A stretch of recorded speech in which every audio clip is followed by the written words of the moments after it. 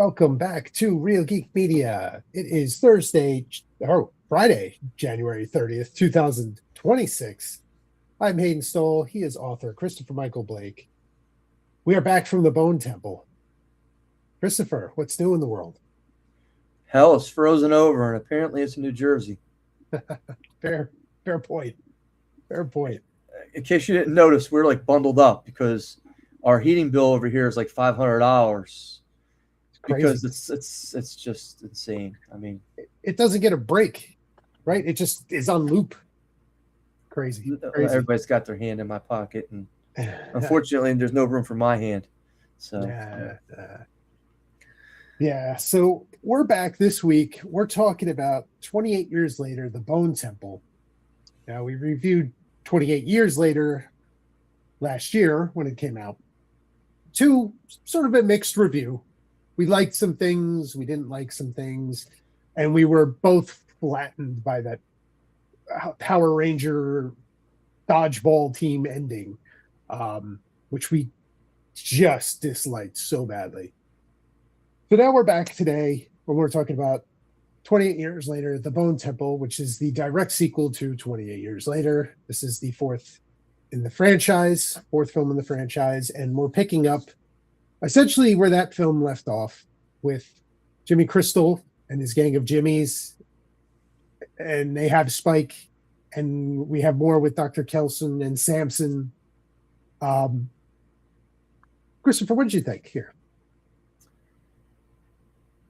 You pick up the movie where everybody's named Jimmy, and this psychopath is leading these gang of kids around, right? And it's like, hey, the beginning of the movie, by the way, this is spoilers all through, so if you have not seen the movie, time to click off. We start off, he takes him to a water park, and they tell Spike, hey, you have to kill this kid or you don't get in, and he kills you. Jimmy shite. Right. And he gets lucky enough to do it. Yeah. But this movie is not about Spike. There is no arc for any character in this movie whatsoever that I could recall. Maybe Samson at best. I think Samson may have the biggest arc in this film. And his was so unbelievable. And I'm sitting there looking at this thing like, in my head, this isn't a terrible film. It's just, so I'm just saying that we're going back to Spike now with the arc, where the last movie we reviewed was Spike's movie. Yes. This one, Spike is really just kind of a bystander. Yeah, he's along for the ride on this. And he is not the focal point. He joins these kids, and what do? They go take out this family of farmers, survivors. And of course, there's King Jimmy pontificating. I'm going to kill everybody here, and hospitality. I liked Jimmy Crystal. I liked him. I thought he was an interesting, very screwed up character, mentally ill character. And I think there's some underlying stuff here with the rage virus and actual mental illness. There's a lot going on with that in this movie. And Jimmy, Lord Sir Jimmy Crystal he's mentally ill, right? He says in parts of this movie that he hears his father talking to him. I don't know that he is. He is mentally ill. I don't know that he is, because he knows the difference. Yeah, but he went to lie to keep his followers in check. If he was legitimately mentally ill, he would believe his own bullshit. And if you actually talk with somebody who's schizophrenic, and they're sitting there telling you that they don't brush their teeth because the person is talking to them in the mirror, I'm not saying he's not disturbed. I'm not saying he's not sociopath. I want to make sure that that's the distinction, because I believe he's a sociopath. But here's the thing, right? Like, he hears he says, I hear my father talking. I don't believe he does. I do. I do. But he sees.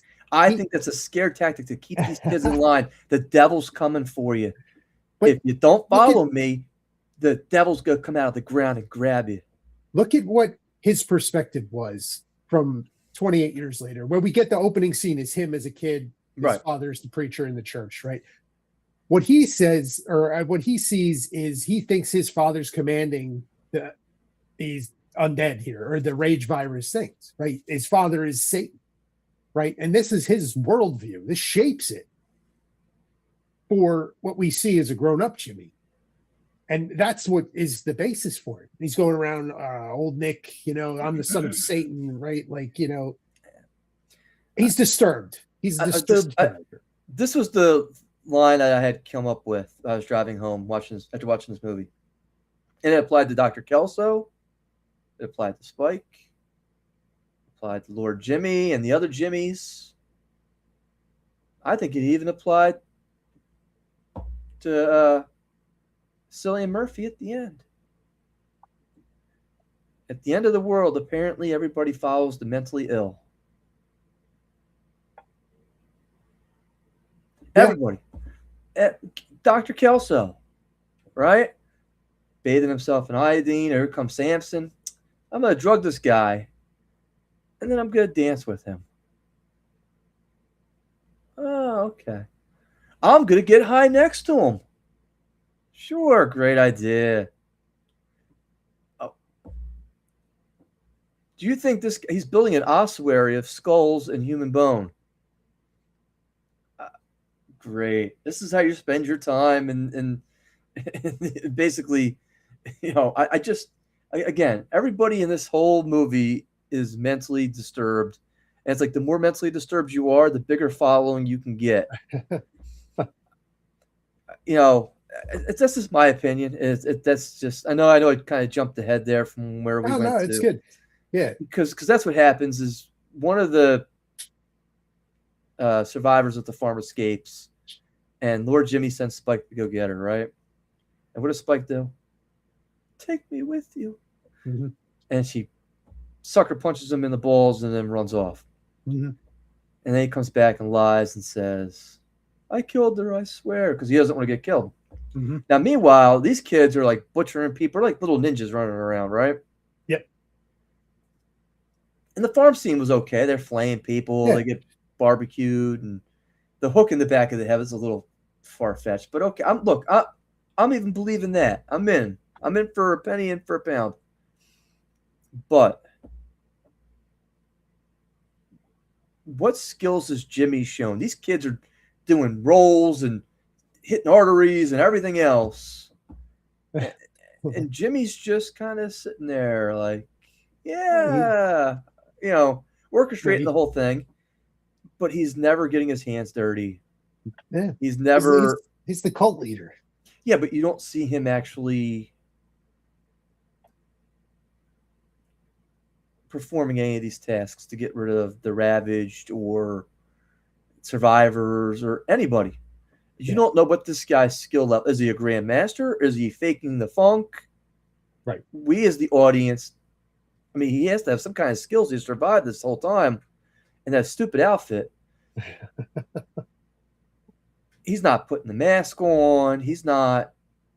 So, I mean, what kind of skills? Whereas these kids running around are highly trained assassins almost in the afterworld at this point. Nah, fair point. Fair point. So, I mean, we just don't know. Again, I'm okay with no answer. It's just, it leads me to speculate. Okay. I think there could be if we had gotten more of his character in the previous film and not the silliness that was at the very book end of that movie, but if we got a little more, like if we picked up on him in the third act and started to kind of follow his group in addition to what we got with Spike, I think it would have been a little better. I did enjoy his character in this movie. Very well acted. I can't argue with his acting. And I got to be honest with you, I liked him better in this than I did in Sinners. He was in Sinners? Yeah, he was. He was the Irish vampire guy. Really? Yeah. I hated Sinners, so I mean I cannot I, tell I, you, I'm right there with you. and I can I, tell you I did not hate this movie. 28 years later, the Bone Temple. I did not hate it. I just think it was so far out there. I'm like, what? I, I What? don't. There's see. I'm conflicted with this thing, right? I enjoyed the experience, right? I enjoyed it, and I try and think of there were things from 28 years later I liked, and I didn't like. There was a big section of that movie that just dragged and dragged. I guess like the first half where it's Spike and his dad in the woods hunting, I was hooked. This is good. And then it just kind of fell apart. And then the mother, again, the mother was mentally ill as well in that movie, as we're talking about this. Um, I feel like there's like a missed opportunity between these films and what we got in the first one. And I guess maybe they don't want to do survival horror. Maybe they feel it's kind of played out. It's been done. It's predictable. Whereas this is kind of a little bit out there in scenes. The scene where Dr. Kelson's portraying old Nick or Satan at the end. But we're not even there yet. But yeah, well, before I get there, like Dr. Kelson is probably the one person in this movie where, yes, he's out on his own. He's built this temple as a memento to the dead, so they're remembered. And, he has this connection with Samson where he would just, blow dart him with the morphine. And he starts to discover, is this working? Right? Like, it lets me get close. He's not doing anything, but then he starts, like, I guess he's trying to experiment on him in a fashion. And then, he's about to put him down when Samson is looking up at the sky and says moon. And it just is like, okay, wait a minute. Like, this can be treated. This is just, a mental illness. It takes that kind of turn where that's like, okay, in the 28 years, in the bonkers stuff that happened in the second film, where the military's there and all this stuff, like nobody tried to do that. Well, you remember they had the person who's infected but still sane. Yes. And you kind of wonder at the end of this one if, and again, we're jumping ahead so far, but I blame you. We're jumping ahead so far, but you kind of wonder if Samson is now at that level where he's back to being rational, but he's still infected. We gotta face it. He's on the train. Yes. He's getting bit. He's punching all these things. The blood's flying all over him. I got it. Like the scene where he's, I found it very interesting. The scenes with him where he hears the wind and he has the vision of the train. And it's a very interesting part in this movie because it's showing that, okay, he's coming back to it. He's remembering his humanity here. And the Day of the Dead movie, what was the zombie in the cage? Like, where he's able to do certain tasks. I mean, it's Samson in a way, right? I found that interesting. And even like when we get to the head without, getting to that point, at the end where he has this affinity for Dr. Kelson for saving him and he thanks him as he carries him up, right? It's interesting, right? We don't have a lot of time with the infected in this movie, like at all. Samson is maybe it. Like there's a handful here and there, but like this movie is more about like just Jimmy Kelson, and everybody else is kind of like a little side character in it. So it's a different, don't want to it's a get so different kind of far ahead. movie. We're still, Yeah. we went, and we're back. Yeah, I did. I did. You know, I can keep going that way. No. Go where we'll go back. I'm all over the place now. It's like, because now We'll go back. but this is the thing. So, do we need 20 minutes of Samson tripping balls? He's in the forest. He's playing with berries. Now, all of a sudden, he's Adam in the Garden of Eden, putting a cloth robe on. Right. Kelso's pulling the arrows out of him. You know, and he's just sitting there getting high. And I'm like, is this really what we're doing? And like, the world is coming to an end. And by the way, I have to say, Ralph Fiennes, he's got to be 63. He looked fantastic in this movie. Yeah. Fantastic. Yeah. Now, they probably filmed this all at once. You know, they probably just... Yeah, they filmed back to back, yeah. I'm sure they did. So this has got to be 2 or 3 years for him, but still, looked fantastic. And he was very good in the role. Jimmy was good in the role. I thought Spike was kind of annoying. Whereas we really liked his performance in the 28 years later. In this, like, he's an afterthought. He really is. I mean, he's just. But you know, for a movie, to your point about the Samson in the Woods, for a movie that's like an hour and 50, that's what it was. Hour 45. Like that definitely could have been cut down, and maybe you could have put it something else in here that I don't know. I agree with you on that scene. That was a little bit. I've heard there's a 3-hour uncut edition of this movie. Of this? Wow. And I'm sitting there thinking, how many more minutes of Samson tripping balls in the woods would there be? Right. That's what I'm sitting here thinking. It's very possible that it is severely cut down as what we got. So, to bring it back, Spike lies to Jimmy about the survivor at the farm. Mm-hmm. Says, no, I killed her. Jimmy's like, I really don't believe you. And old Dick's telling me, I got to do you in. And the girl comes up and says, Jimmy, female, comes out, the one with the scars all over her face, and says, why don't we go ask old Nick? Because I saw him out in the woods. And, of course, it's Dr. Kelso and the iodine playing with Samson. Right. And it's at that point that Jimmy sees her and says, that's my father. And he knows he's lying. He knows he's lying the minute he says it. But he needs Dr. Kelso at this point to help convince his followers, because I'm sure he sees the cracks at this point. Not everybody's kind of on board with what we're doing. There's some dissension in the ranks. And if Jimmy sees it, I'm kind of losing my flock. Well, they had to start believing me, because these guys are still children. I mean, they don't know anything from... I mean, they've never, they've been on this island the entire time, in Britain the entire time. So he goes down and convinces Kelso, hey, look, if you can help me convince them that you're Satan and convince them to do the following, I'll spare you. Because I really like you. You're a pretty good guy. You're easy to talk to.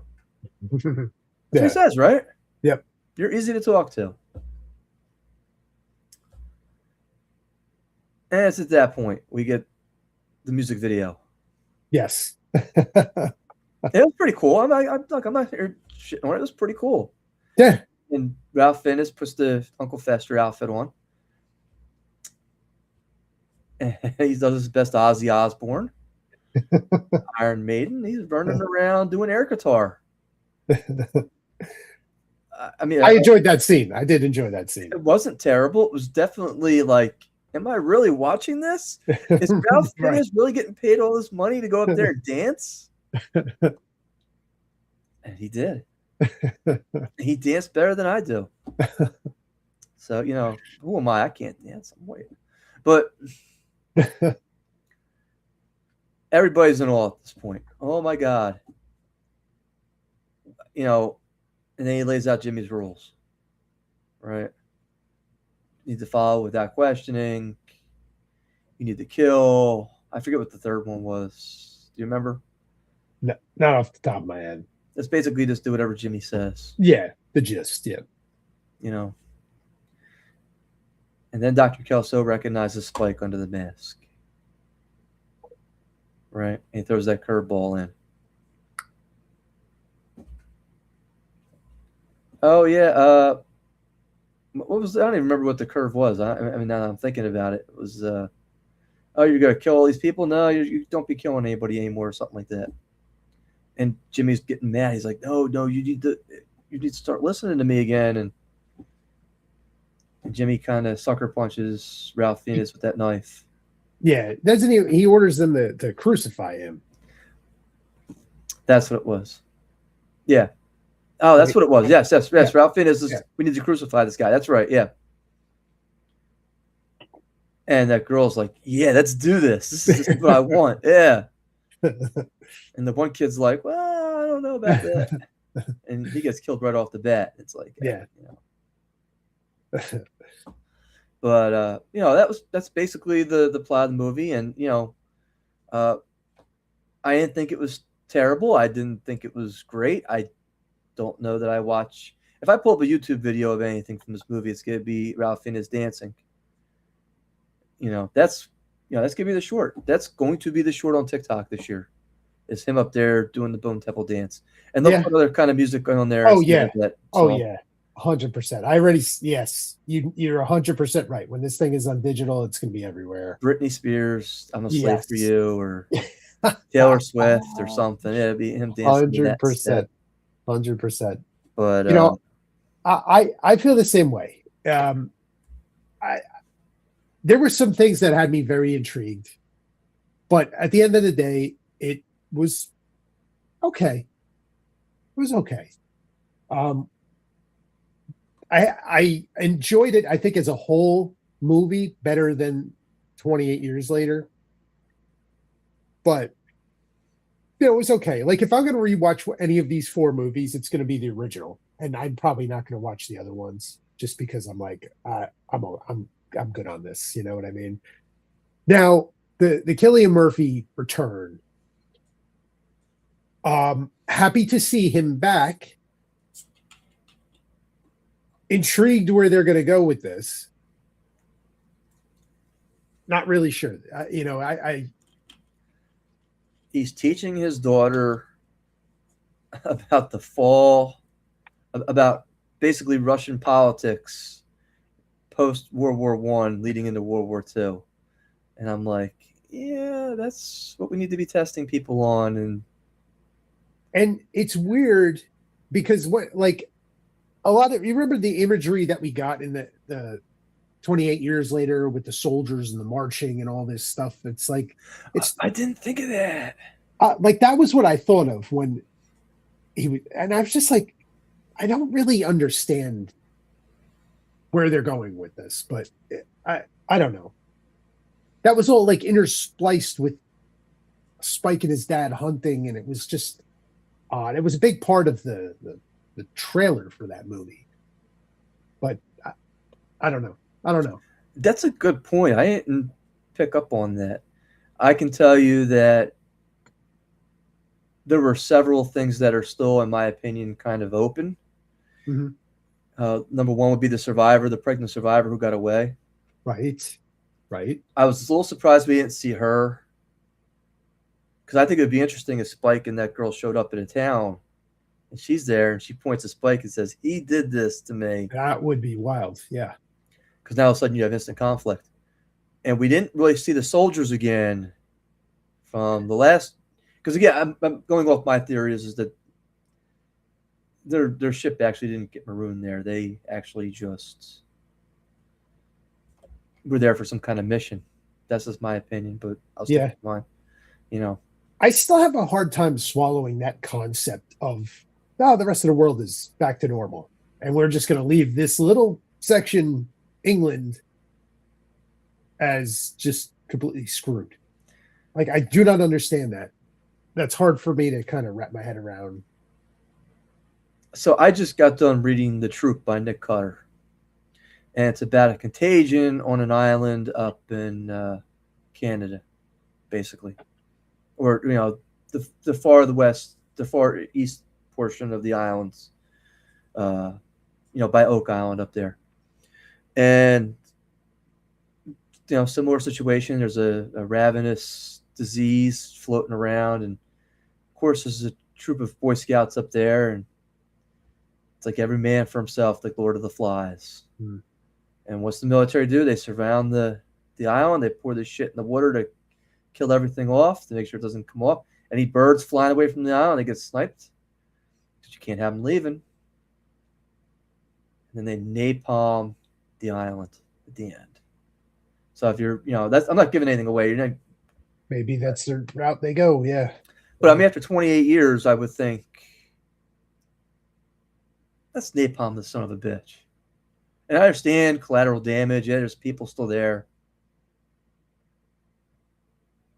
But I mean, you can't risk this thing getting off. No. One drop. Yeah. That's all it takes. It's a drop of blood. That's it. One sick person. Because we've already agreed, mentally ill, and apparently 28 years from now is like the in fashion. It's in vogue. One person goes to that island, gets some blood, comes back, and just drops it like David and Prometheus. Yes. There you go. And the rage virus is all over New Jersey, and forget about it.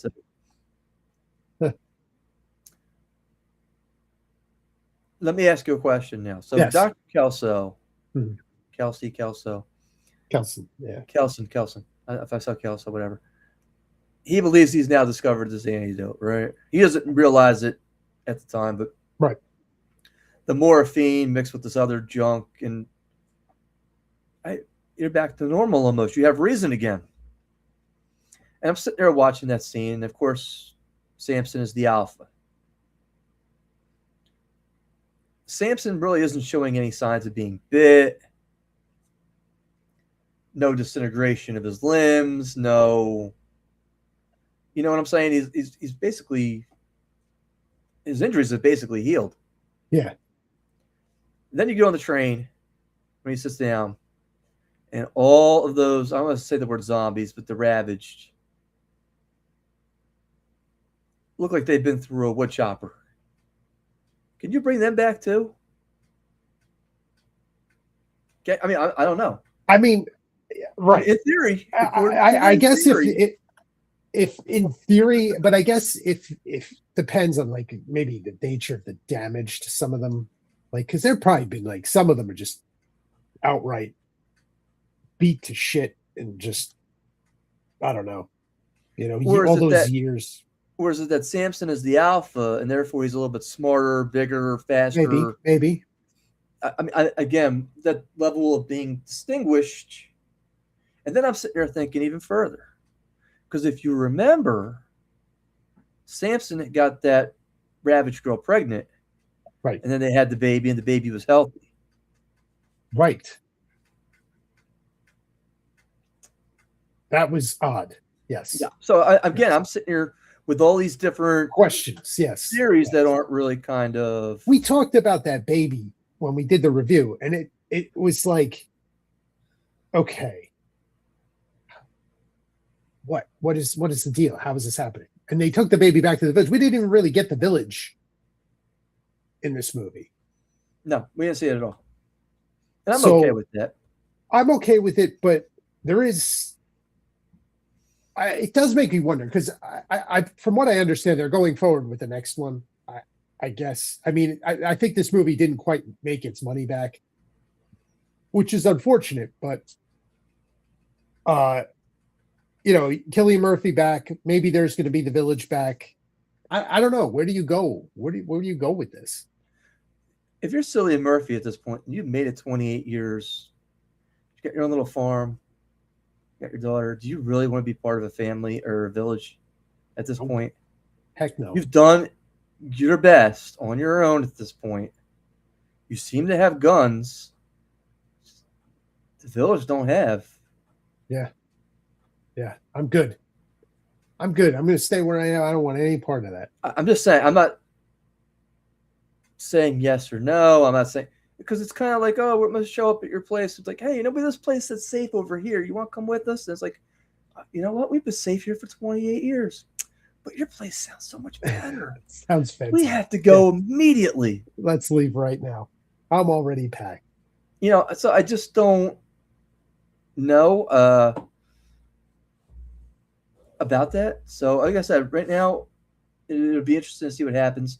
I did not hate this movie. I did not walk out saying, oh, this was terrible. I did walk out saying, just like I said the last one, I don't know that I'd watch that again. Yeah. But Ralph Fiennes was good. Lord Jimmy was good. Yeah. You know, Spike being terrified and went in the bed, he wasn't terrible doing it. Right. The acting in this was pretty top notch. The direction was pretty good. Yeah.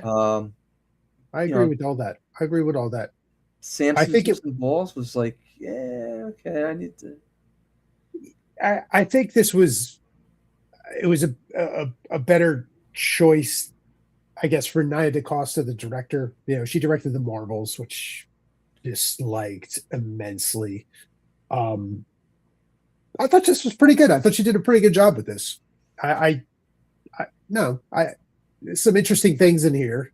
You know, if you're saying there's a 3-hour cut, makes me like, if you cut an hour and a half of this movie, like, I don't know how bad the stuff you cut was. I don't know, but I will say the runtime was palatable. Right, it's not overlong. Hour 50, I think. That's not bad. You kept it under 2. I think the previous one was over 2. Yes. So this was a little easier to swallow. I have one more question for you. Yes. Lord Jimmy and his Jimmies, they take over the little farm. Mm-hmm. They're eating their eggs, their food, and getting waited on and served. And Jimmy says, I'm going to kill you guys, all of you. And that guy's there with that hot cooking pot. All I had to do was turn around and just dump it on this guy's head. Yeah, and then hit maybe one of those kids with that hot pot in the face. And I'm not saying it would have been even. I'm not saying that they would have won that battle still. But you would have eliminated 2 out of, the 6? And now all of a sudden you have somewhat of a fighting chance. Agreed. Now, instead he dumps it on the table. Which, again, because you could have had that dude melting right there. Yeah. And it would have been, how dare you do that to our Lord Satan? And, fair point. I guess, I don't know, like, it's like one of those, for plot purposes, this needs to happen.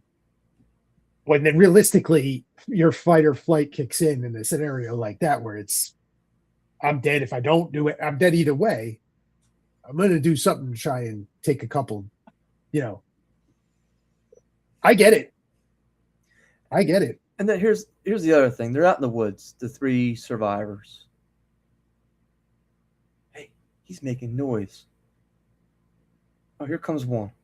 Run. We got to run. Well, we all got weapons. You're going to tell me this dude's been hanging out with us for a year, 2 years, 3 years? Oh, fuck him at this point. Leave him behind? That's Jed.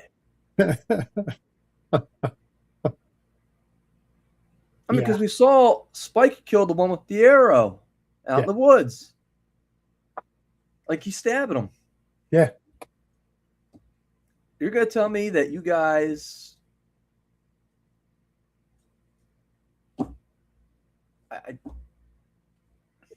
it's... Alex Garland is the writer of this. I know. I know. And I'm a fan of some of what he does. Some of this is not as tight as it probably could be. Agreed, 100%. I got nothing on that. I got nothing. It might have been better for me if, hey, we caught him stealing and we're gonna go tie him up out there in the woods and let them come get him. That would have been like scenario. That would have been like a more punishable. And then they're coming back, and then these, what the fuck's going on here now? That's actually horrifying when you think about it. Tie him to a tree and let the rage virus monsters get him. Yeah, So I mean, That's again, scary. That's scary.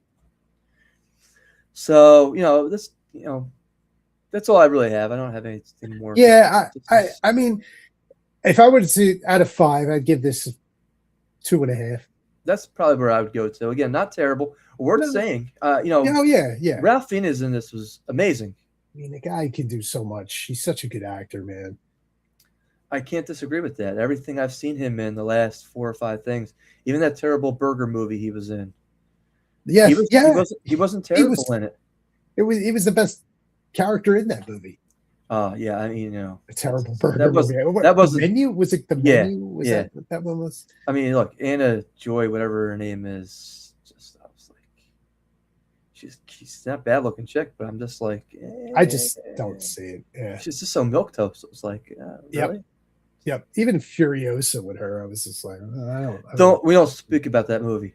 Yeah, we do not. I sometimes I'm on X and I'm scrolling and I'm like, people are like, yeah, Furiosa, and I'm like, nope. Whatever you're smoking, you keep on smoking. Yeah, nope.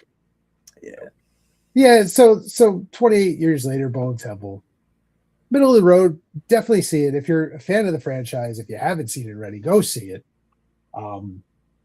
So good, solid performance for Ralph Fiennes. Solid performance for, I believe it's Jack O'Connell as Jimmy.